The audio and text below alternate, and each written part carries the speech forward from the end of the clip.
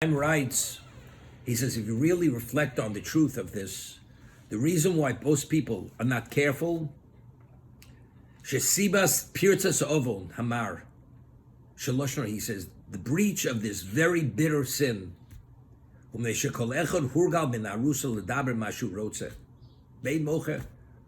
a person as a young person, he speaks his mind without anybody saying anything about it. And no one trying to direct him differently.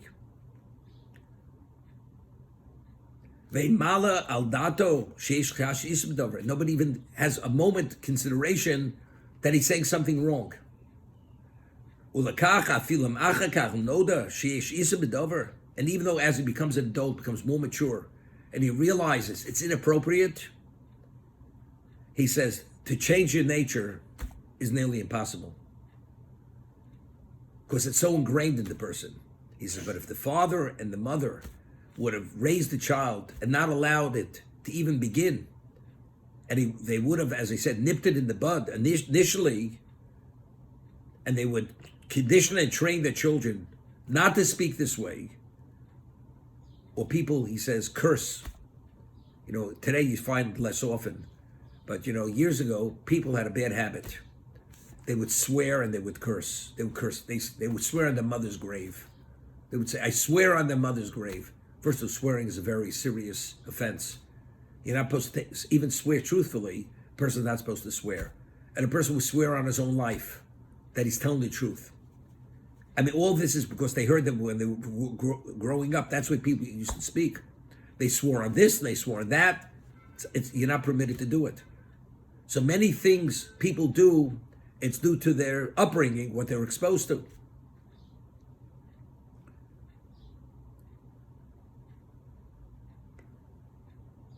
And he says it would have been a lot easier if they would have been trained and conditioned as children in their youth to do the right thing.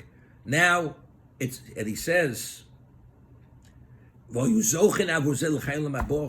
if the child, you raise that special child, and all the good the child does, that's accrues to the parent. So the parent would have had a larger portion of the world to come because that child is less culpable because of the way they raised him.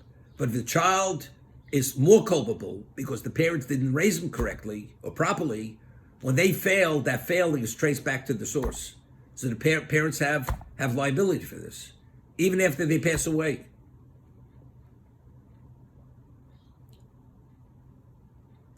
The Chafetz Chaim writes that you could study these laws forever, but you realize it's always suppressing something that you shouldn't say because you're not trained, because you're not conditioned to do the right thing naturally. The conditioning is negative, so when you're always suppressing something negative within you. So let's say a person was not raised to speak only what's appropriate. So how do you deal with it? He says there's only one way to deal with it. There's a mitzvah after recho kamocha. You should love your fellow as you love yourself. One doesn't speak negative about a person who truly loves. So if Jews would truly love one another and feel nothing negative towards one another, a person feels negative, then you're always suppressing something, not to say something you shouldn't say. So we're talking about pushing a boulder up a mountain. But if you truly love a person, so you're circumventing the problem. Because the reason I'm not speaking is not because I'm suppressing something I want to say. I have no reason to speak negative about a person I love. He's my friend. He's my relative. Or he's my intimate. Whatever it is. I have no reason. But factually speaking, even though we know there's a mitzvah after recha kamocha, how many people do we have that sense of positive feeling towards? And even a good friend, once in a while he disappoints you, and you're upset with your good friend. What do? You unload to whoever you unload on, even on your best friend, because he disappointed you. I'm really disappointed. I expected him to do this. He didn't. Right away, you're speaking negatively. But so there, the suppression mode has to come in.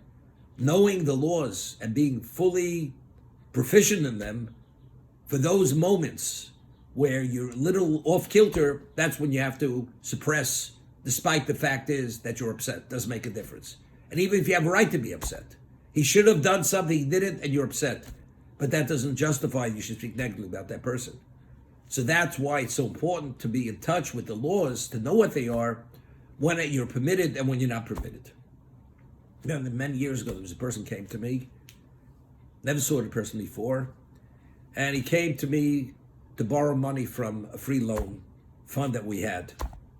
And he says to me, I never saw him before, and he says, he went to a person on the west side, a wealthy man, and he starts talking about this person, that he has so much money, he spends money, and he lives in this kind of home, and he travels, and he's this, and he's not willing, he doesn't relate to my pain and my need, and he's smearing this person, and really, there's tar and feathering him. Firstly, I thought, where does this man owe you anything? He doesn't even know whether you're credible. Because you give him a sob story, it means nothing. Therefore what? You could come look like, man's gift to humanity. God's gift to humanity. It means nothing what you look like. The Gemara in Sanhedrin speaks about a case, I think I'd mentioned in one of the classes, I'm not sure this one, where there was a butcher, he was selling non-kosher meat. So the rabbi, they banned him. They put him out of business. Not only put him out of business, they actually put him in they ostracized him. So if you're ostracized, the person has to behave like a mourner. He rent his garments, he let his hair grow long, he didn't cut his nails. And after a while, he comes before the rabbis, and he looks like a true penitent, a true Baal Tshuva. He's broken, he's dripping with holiness, this guy. So one of the rabbis said, something? We should reinstate him. So he says, anybody can put on a charade. It's not enough, does prove. Let him, in the old days, a kosher butcher, he would buy a cow, and they would slaughter it. And if they found out that it had a defect, he took the financial loss. Because then the cow is sold for what? For non-kosher. He can't sell his kosher meat. So let him take a few hits in the pocket. And it cost him serious money, and he goes and we see he abides by the laws, then we'll talk about him being a Baal Tshuva. That will prove that he's truly authentic.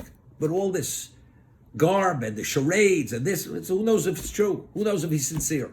He has to prove himself. So just because a man looks and he tells you a sob story and he pulls at your heartstrings, that's not sufficient reason to give that man that kind of money. And here he's unloading to me on this person. I felt like sick listening to it. And I said, excuse me, I don't know you from Adam.